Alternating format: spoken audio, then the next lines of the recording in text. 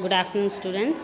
இன்னைக்கு நம்ம first lesson start பண்ணிடலாம். எலக்ட்ரோஸ்டாட்டிக்ஸ் ஆல்ரெடி நம்ம கிளாஸில் இருக்கும்போதே ஒரு 5 பேஜஸ் போயிருப்போம். ஸோ அதை மட்டும் ஜஸ்ட் இன்றைக்கி ஓரலாக சொல்கிறேன். நாளைக்கு மீடியை கண்டினியூ பண்ணிக்கலாம். ஓகேப்பா. ஸோ எலக்ட்ரோஸ்டாட்டிக்ஸ் அப்படின்னா என்னன்னு சொல்லிட்டேன். டு பி அட் ரெஸ்ட் அப்படின்னு சொல்லியிருக்கோம். எலக்ட்ரிக் அப்படின்னா சார்ஜஸ். ஸோ சார்ஜஸ் ரெஸ்ட்டில் இருக்கும்போது நடக்கிற அந்த ஆக்டிவிட்டீஸ் எல்லாம் நம்ம பார்க்குறது என்னென்னு பார்த்தீங்கன்னா எலக்ட்ரோஸ்டாட்டிக்ஸ் அப்படின்னு சொல்கிறது. ஸோ இந்த டாப்பிக்கில் நம்ம என்னென்ன பார்க்க போகிறோம் அப்படின்னு பார்த்தீங்கன்னா first one electricity and magnetism. So எலக்ட்ரிசிட்டினா என்ன, மேக்னட்டிசம்னா என்ன, அது எங்கேருந்து வந்துச்சு, அதோட ஹிஸ்டாரிக்கல் பேக்ரவுண்ட் என்ன அப்படிங்கிறத பார்ப்போம். நெக்ஸ்ட்டு பார்த்தீங்கன்னா electrostatic force in day to day லைஃப்பில் நம்ம எலக்ட்ரோஸ்டாட்டிக் ஃபோர்ஸை எங்கெங்கே அப்ளை பண்ணுறோம். அடுத்து பார்த்திங்கன்னா Coulomb's law and superposition principle. Coulomb's law நம்ம ஆல்ரெடி சொல்லிட்டேன், நான் நேற்றுக்கும் சொன்னேன், திரும்பியும் சொல்லுவோம். சூப்பர் பொசிஷன் பிரின்சிபல் அப்படின்னா அதே வந்துட்டு நம்பர் ஆஃப் சார்ஜஸாவோ இல்லை நம்பர் ஆஃப் ஃபோர்ஸஸாவோ இருந்தால் எப்படி இருக்கும் அப்படிங்கிறது தான் சூப்பர் பொசிஷன் பிரின்சிபல். அடுத்து நம்ம பார்க்க போகிறது எலக்ட்ரிக் ஃபீல்டோட கான்செப்ட் பார்ப்போம். அந்த நெக்ஸ்ட்டு வந்துட்டு எலக்ட்ரிக் ஃபீல்டோட கேல்குலேஷன் என்ன, வேறு சார்ஜஸ் நீங்கள் கொடுத்தீங்க அப்படின்னா வேரியஸ் சார்ஜஸ் கொடுக்கும்போது அதோட எலக்ட்ரிக் ஃபீல்ட் கேல்குலேஷன் என்ன அப்படிங்கிறத பார்ப்போம். அடுத்து பார்த்திங்கன்னா electrostatic potential and potential energy என்னன்னு பார்ப்போம். Next one electric dipole and dipole moment and electrostatic potential for dipole, flux, cos law and conductors and dielectrics, polarization, capacitors in series and parallel, அப்புறம் dielectric in capacitor, distribution of charges in conductors, corona discharge and working of Van de Graaff generator. So இந்த concept இந்த ஃபுல்லாக தான் நம்ம இந்த lesson ஃபுல்லாக கம்ப்ளீட்டாக பார்க்க போகிறோம். சைடு ஹெட்டிங் மட்டும் என்னன்றதை சொல்லியாச்சு. ஸோ ஃபஸ்ட் நம்ம பார்க்க போகிறது என்னென்னு பாருங்கள், இன்ட்ரொடக்ஷன். ஸோ இன்ட்ரொடக்ஷனை பொறுத்த வரைக்கும் என்ன சொல்லியிருப்பாங்க அப்படின்னு பார்த்தீங்கன்னா எலக்ட்ரோ மேக்னட்டிசம் அப்படிங்கிறது ஃபிசிக்ஸை பொறுத்த வரைக்கும் one of the most important branch தான் எலக்ட்ரோ மேக்னட்டிசம் அப்படின்னு சொல்கிறது. ஸோ 21st செஞ்சுரியில் தான் எலக்ட்ரோ மேக்னட்டிசத்தை பற்றின ஃபுல் அண்டர்ஸ்டாண்டிங் நமக்கு கிடச்சிது. ஸோ டே டு டே லைஃப்பில் எக்ஸப்ட் கிராவிட்டியை தவிர மற்ற எல்லா இடத்துலையுமே நம்ம என்ன ஃபோர்ஸை தான் யூஸ் பண்ணுறோம் அப்படின்னா எலக்ட்ரோ மேக்னட்டிக் ஃபோர்ஸை தான் யூஸ் பண்ணுறோம். ஸோ 11th ஸ்டாண்டர்டில் நம்ம ஒரு 4 ஃபோர்ஸ் பார்த்துருப்போம். என்னென்னு பார்த்தீங்கன்னா gravitational force, tensional force, frictional force and normal force அப்படின்னு சொல்லிட்டு. ஸோ நியூட்டனை பொறுத்த வரைக்கும் அவர் என்ன சொல்லியிருப்பார் அப்படின்னா நேச்சுரல் ஃபோர்ஸை தவிர மற்ற எல்லாமே வந்துட்டு ஒன்றோட ஒன்று இண்டிபெண்ட்டாக தான் இருக்கும், எதுவுமே டிபெண்ட் கிடையாது அப்படின்னு சொல்லிட்டு அவர் ஒரு கான்செப்ட் சொல்லியிருப்பார். பட் ஆனால் இந்த ஃபோர்ஸஸ்க்கு எல்லாம் எது ஆரிஜின் அப்படின்றது தான் நம்ம ஃபஸ்ட்டு பார்க்க போகிறோம். ஸோ எல்லா ஃபோர்ஸஸுமே மெயினாக நம்ம எதை வச்சு பார்க்க போகிறோம் அப்படின்னா ஆட்டம் வச்சு தான் பார்க்க போகிறோம். From electromagnetic forces within the atoms. ஆட்டமை தவிர மற்ற எல்லா இடத்துலையுமே வந்துட்டு நமக்கு ஃபோர்ஸஸ் இருக்கும். ஸோ எக்ஸாம்பிள் என்னென்னு பார்த்தீங்க அப்படின்னா ஒரு ஆப்ஜெக்ட் நீங்கள் புஷ் பண்ணுறீங்க அப்படின்னு பார்த்தீங்கன்னா அந்த ஆட்டம் வந்துட்டு என்ன பண்ணும், ஒரு ஆப்ஜெக்ட்லேருந்து இன்னொரு ஆப்ஜெக்டை இன்ட்ராக்ட் பண்ணும். ஸோ பேசிக்காக அதை வந்துட்டு நம்ம எலக்ட்ரோ மேக்னட்டிக் இன் நேச்சர் அப்படின்னு சொல்லிட்டு சொல்லுவோம்.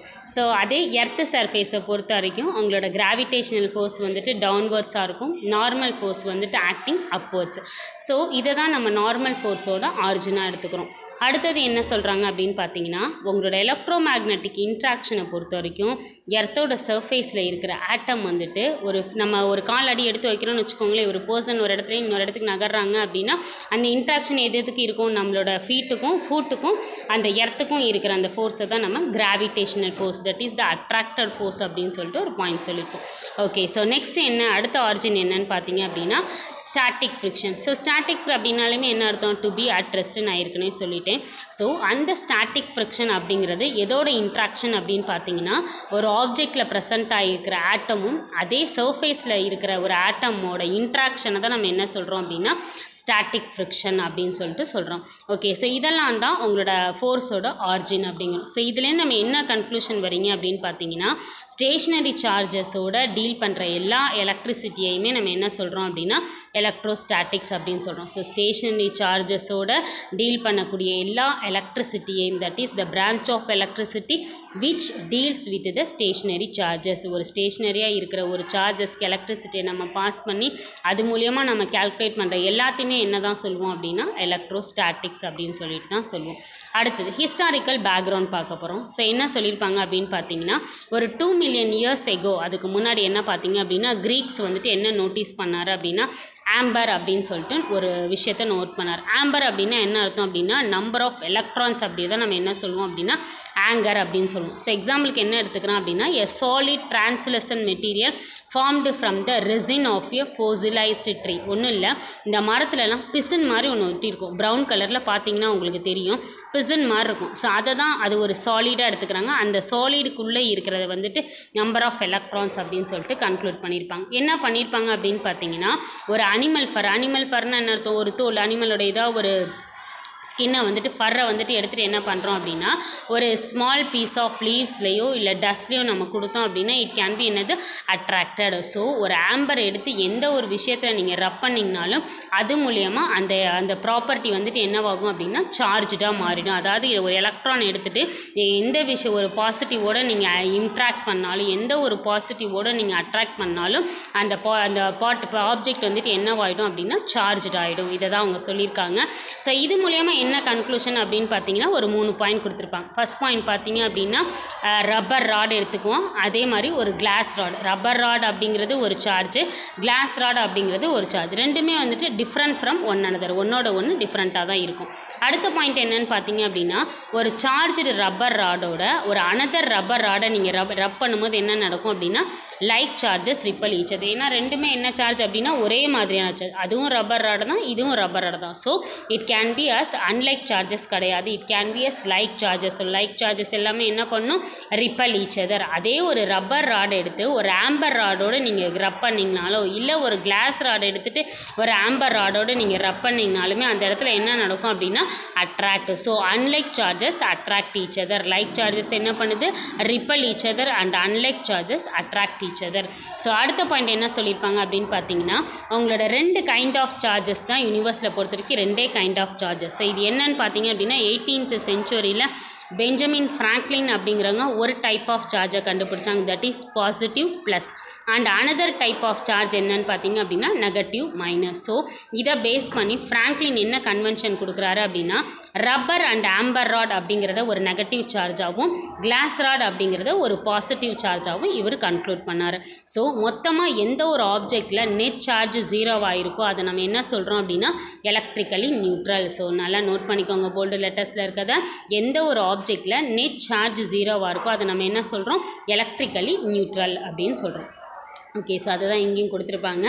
அடுத்த விஷயம் என்னன்னு பார்த்தீங்க அப்படின்னா, நம்ம ஜே தாம்சன் அண்ட் ரூதர்ஃபோர்ட் அப்படிங்கிறவங்க 19th அதே மாதிரி பிகினிங் ஆஃப் த 20th centuryயில் என்ன சொல்லியிருப்பாங்க அப்படின்னா, ஆட்டம் வந்துட்டு எலக்ட்ரிக்கலி நியூட்ரலாக இருந்துச்சு அப்படின்னா அதில் இருக்கிற நம்பர் ஆஃப் நெகட்டிவ் சார்ஜ் எலக்ட்ரான்ஸும் பாசிட்டிவ் சார்ஜ்டு ப்ரோட்டான்ஸும் and neutrons have 0 charge. So நியூட்ரலாக ஒரு ஆப்ஜெக்ட் ஒரு ஆட்டம் இருக்குது அப்படின்னா அதுக்கு இதுதான் அர்த்தம். என்ன அர்த்தம், negative charge electrons, positive charge protons and neutrons வந்துட்டு எப்படி இருக்கும் அப்படின்னா 0 சார்ஜாக இருக்கும். ஸோ சார்ஜிங் த objects through rubbing. So rubbing மூலயமா எந்த ஒரு ஆப்ஜெக்டை நீங்கள் சார்ஜ் பண்ணாலும் அதுக்கு என்ன அர்த்தம் அப்படின்னா ட்ரைபோ எலக்ட்ரிக் சார்ஜிங் அப்படின்னு சொல்லிட்டு அர்த்தம்.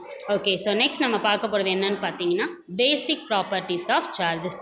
எலக்ட்ரிக் சார்ஜ் அப்படின்னா நம்ம என்னன்னு சொல்லியிருக்கோம், நார்மலாகவே யூனிவர்ஸை பொறுத்த வரைக்கும் எல்லா ஆப்ஜெக்ட்டுமே வந்துட்டு மேடப் ஆஃப் ஆட்டம்ஸ் தான். ஸோ அந்த ஆட்டம்ஸில் என்னென்ன இருக்கும், ப்ரோட்டான்ஸ் இருக்கும், நியூட்ரான்ஸ் இருக்கும் அண்ட் எலக்ட்ரான்ஸ் இருக்கும். ஸோ அந்த எலக்ட்ரிக் சார்ஜ் அப்படிங்கிறது வந்துட்டு நம்ம இன்ட்ரென்சிக் அண்ட் ஃபண்டமெண்டல் ப்ராப்பர்ட்டியாக எடுத்துக்கிறோம். இந்த எஸ்ஐ யூனிட் ஆஃப் சார்ஜ் பார்த்தீங்க அப்படின்னா கூலும். அடுத்தது கன்சர்வேஷன் ஆஃப் சார்ஜஸ் அப்படின்னா என்னென்னு பார்த்தா நம்ம ஏற்கனவே நான் சொன்ன கிளாஸில் நடத்தும் போதே பார்த்தது தான்.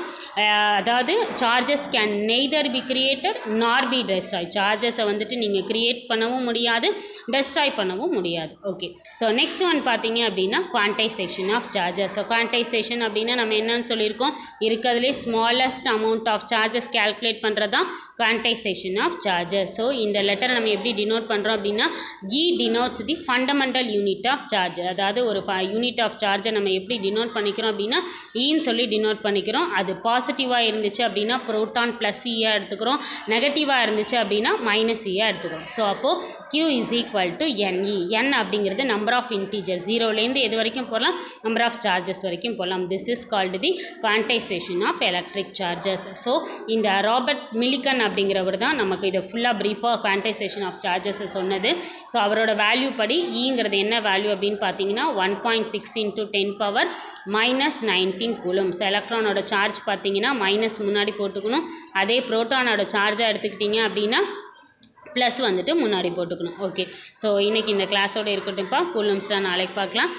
நோட்ஸ் எடுத்து எழுதிக்கோங்க. எதுவும் டவுட் இருந்துச்சுன்னா கேளுங்க. அப்படியே எழுத வேணால் புக்கு இருந்துச்சு, இந்த புக்கு வந்துட்டு நான் PDF அனுப்பி விட்றேன், டவுன்லோட் பண்ணிக்கோங்க. தேங்க்யூப்பா.